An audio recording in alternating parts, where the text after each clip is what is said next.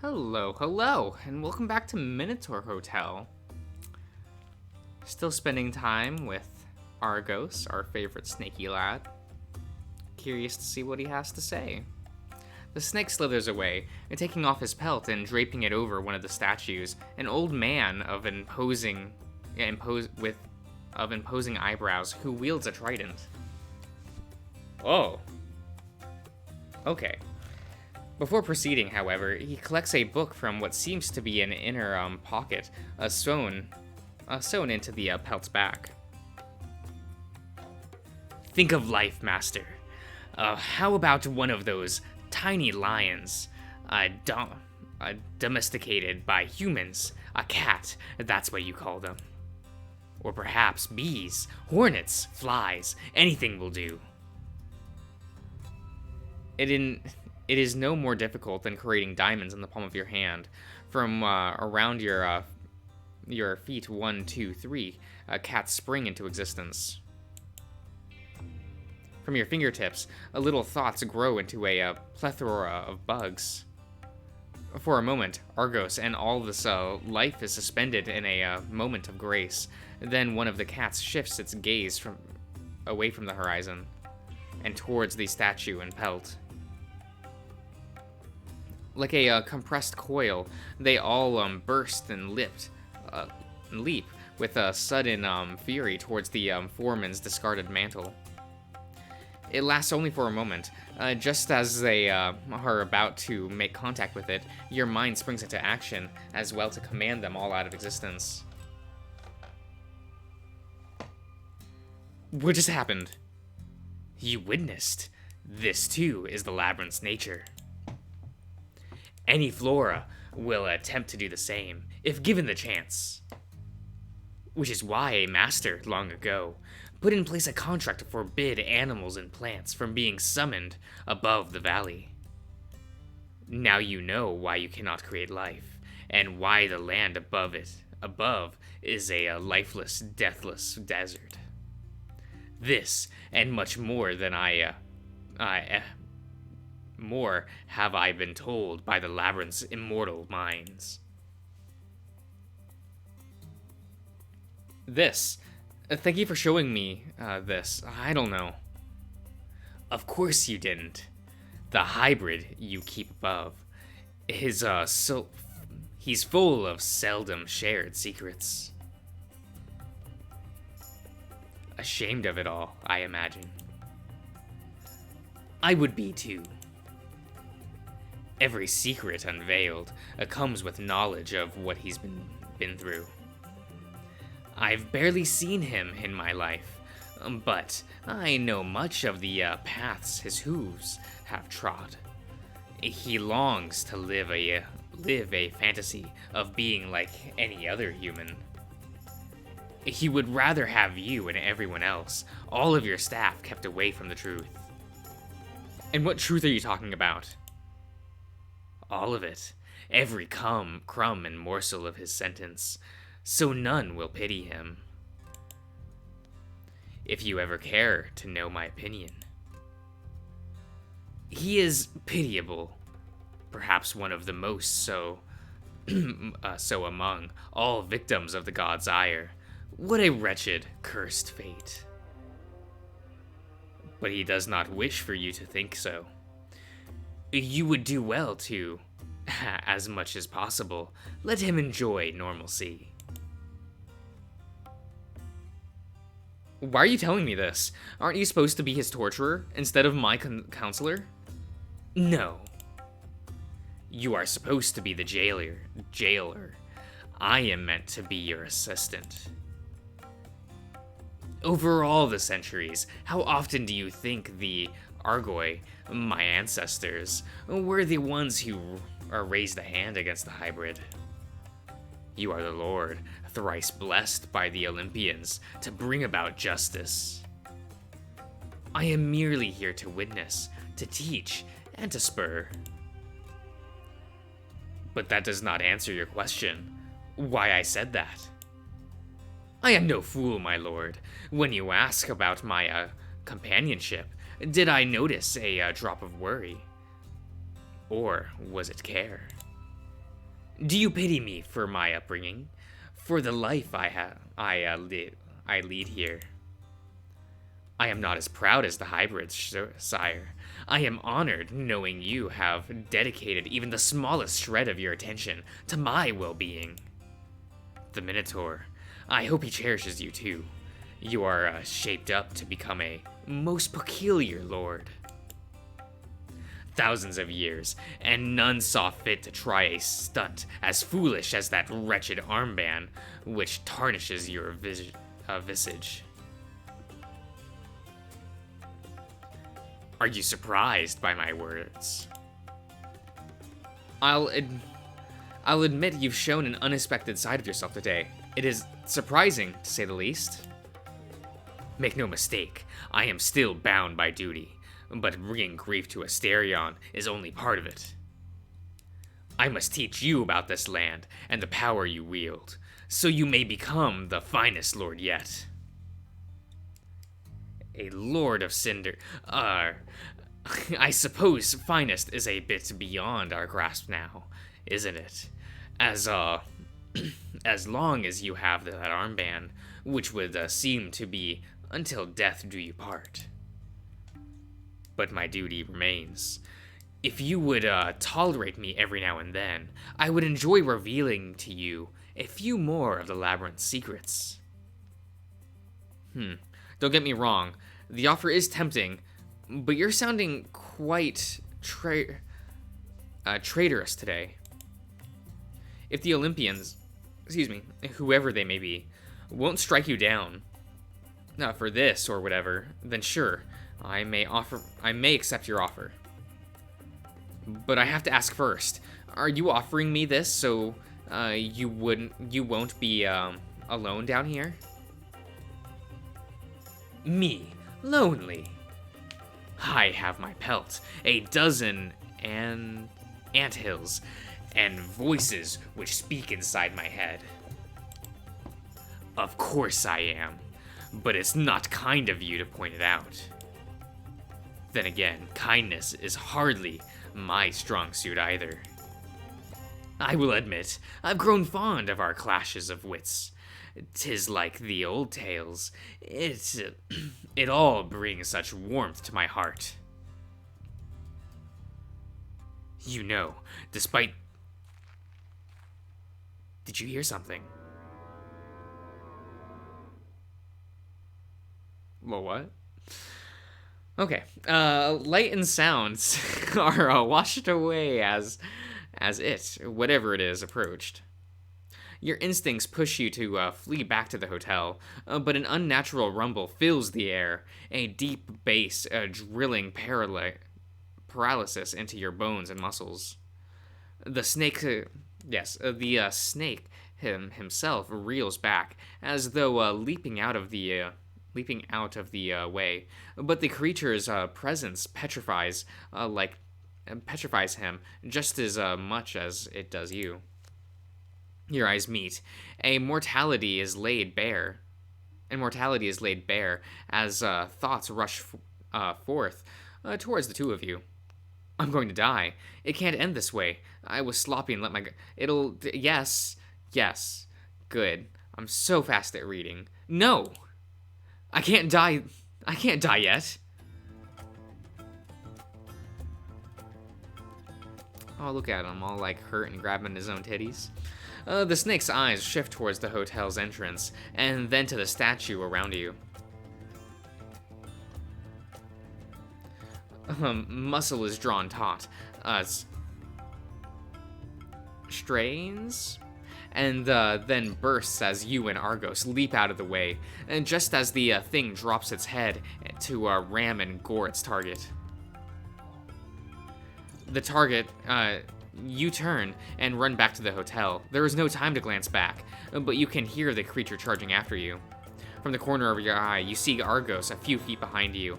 As he slithers, he twists himself in a movement you can't quite catch, and then he throws something to his left. The charging creature shifts its course in that direction, but you don't look back, except to dodge the snake as his awkward motion sends you tumbling forward. You only stop when you are well past the hotel's threshold. Here you are safe. The valley's creatures cannot enter. Now this was true danger. The monster you found in the kiln while exploring the valley pales in comparison to this creature. And to think Asterion had to live out there.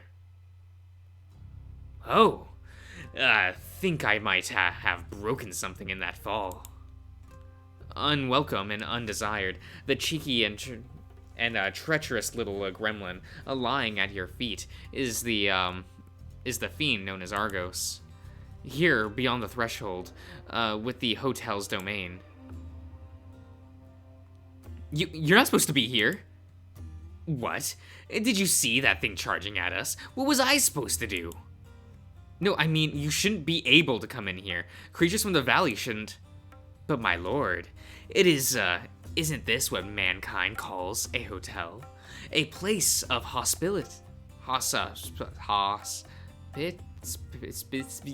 I know what the word is. It's fine. I know. I just can't pronounce it. For the lost. A welcoming home blessed by Zeus.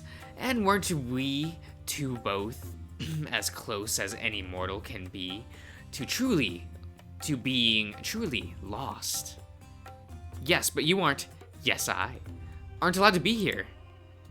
By the 12. What a rude host you are. And that wasn't grammatically correct. That wasn't even grammatically correct. Oh, my headphones is...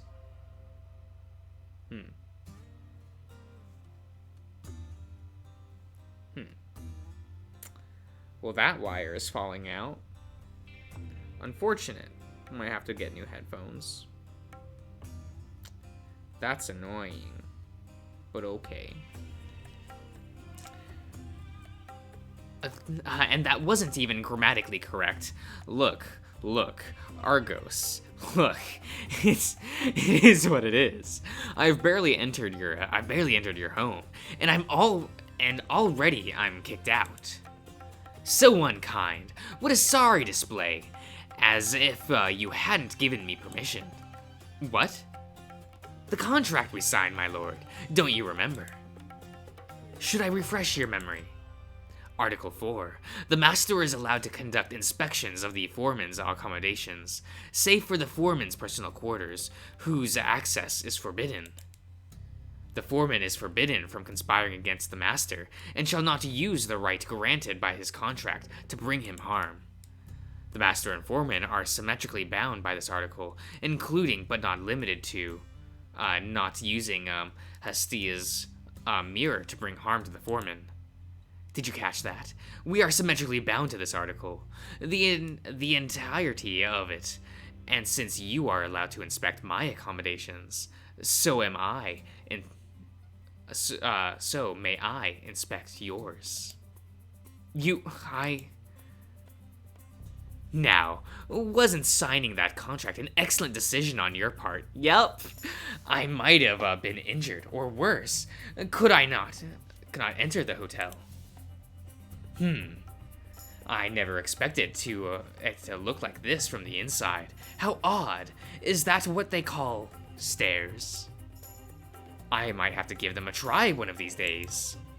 Oh, assuming I haven't already. You may not be aware, but ever since you signed that contract on your very first day, I've been able to just come on in. Wait, no. Have you, Argos? Have you harmed Asterion? Who, me? Of course not, no. I'm not here to be his torturer. You alone bear that role. Plus, I am forbidden from conspiring against you. I'd even bite the hand that feeds me. Oh, look, it seems like the creature's gone. The air in here is so humid. I'd better get back to my dear valley before I get a fungus or agu? Or something. A drop of cold sweat runs down your back, but all the lessons you've learned so far about the hotel and its contracts spring to your mind. You draw a breath, Hold it. Let it out. There must be a loophole. Good night, dear master. Sweet dreams. If you have a nightmare, just call for me. I'll be waiting right nearby. You let the snake go out into the night, leaving the echoes of his teetering laugh behind you. Only after he's a good distance away do you set your plan in motion. Argos may have permission to come in, but what if there isn't a way in? Outside the hotel, you summon boulders to cover most of the entrance. Inside, you create slabs of rock, stacked like bricks, to tightly seal the place, save for a reinforced and a firmly locked door. That should do it. No one should be able to come in without a bulldozer. Inelegant as it may be, it should be an adequate solution for now. And with that, you head back up, already trying to devise ways to get the best of Argos. Why? He seems like such a swell guy. Like, kind of actually, though. I kind of like him. During dinner, you remain quiet about what transpired down below. No reason to burden Asterion with Argos's shenanigans. You must be strong and bear this yoke yourself. For your friend. Go on, as with any normal night. How was your day, buddy? It was a fine one. A guest approached me before checking out, and he said the sweetest thing. As soon as he laid eyes on me, in the blink of an eye, he rushed up to me and said that if I ever visit Malta, he knows a great hotel. A friend of his works there, and could get me a great deal. He went as far as to say he would come and raise hell himself if anyone disrespected me there. What a nice sentiment. Indeed. The Minotaur supports his head with a hand on his chin, while keeping his gaze fixed on you. This thing, this stream of humanity, is what I missed and wanted. And humanity missed you, whether it knows it or not. He lets out a drawn-out grumble. As he readjusts his legs, you can just catch the clop of his hooves. Thank you. Without you, I wouldn't have any of this.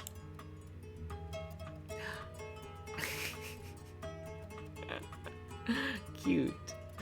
One cannot tell who started it, but after Nono drops by to deliver your meals,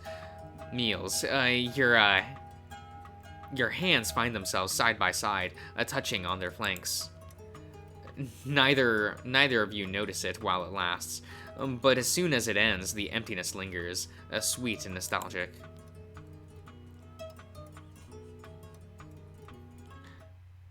Okay.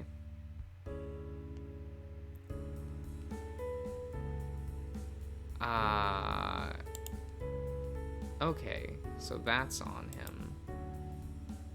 Okay, so it's permanently sweaty.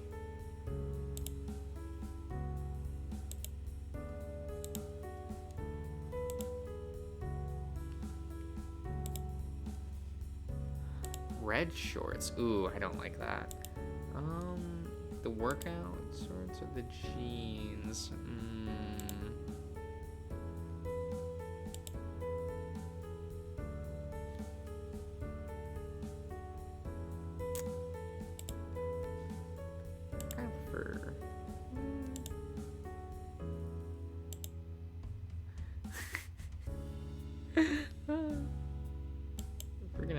We're gonna do that, okay? Yeah, that sounds good. You're good there. I mean, not being able to find material is a bit rough, but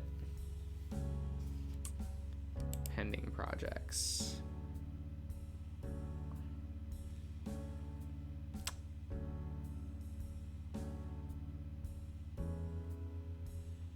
Not available. So I actually think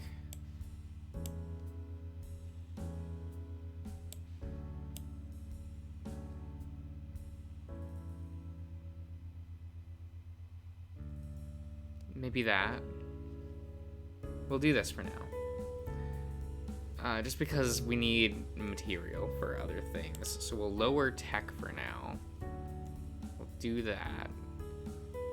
And then confirm.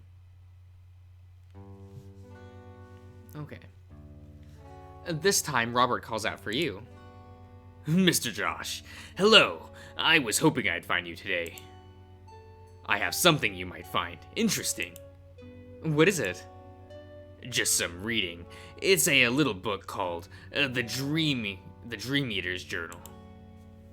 To the average reader, it's a self-profession piece of self-help / religious fiction published about a year or two ago by the yes. That is, of course, only meant to make it unassuming. In truth, it's a written by a mythical being who is very knowledgeable about the nature of magic. Oh, okay. I've read it half a dozen times already. I've seen all its contents. All it contains. I would like you to have it. Wow, thank you, Robert. I didn't expect this kind of information to be available in a book. Seldom it is published, yes, but this one man has made it his life's mission to catalog and reveal as much as possible. You obtained a copy of Dream Eater's journal. Changing the topic, there is another matter I wish to bring up. Do you recall our previous conversation about Mr. Asterion's soul? The Dark Soul. I think so. You said his soul seemed, prematurely aged. Yes, among other things. He has a touch of divinity in him, although withered away, while his humanity remains strong. Recall too what I said about my own constitution. My kind, we are not built like most demons. Our souls are made of the same substance as humans, but our shells come from subterranean powers. We call it chaos, or chthonic forces. It has many names across different cultures, but I imagine you and your Cretan friend should be familiar with those terms. You should not conflate chaos with evil or disorder. However, it mainly relates to the most primordial forces of nature, and to an older generation of gods. There is one detail I omitted about Asterion's soul. I didn't know what to make of it, whether or not it was my place to mention, and I feared you could misinterpret it. There is a substance to his soul, a chaos most notable in ancient, but weathered just as much as his divinity. Once more, I struggle to describe it. It is richer in texture. He was born from a truly primordial source. I've seldom seen such a pedigree, but never mixed with the humanity and divinity alike. In comparison, Mr. Kota possesses a spark of divinity, and Mr. Lucas a smidgen of chaos, but none as great as Mr. Asterion's, if only his soul hadn't been drained of its substance. But this is not all. There is a second layer to its chaos. On top of his ancestry, someone or something has branded him with a distinctly chthonic imprint.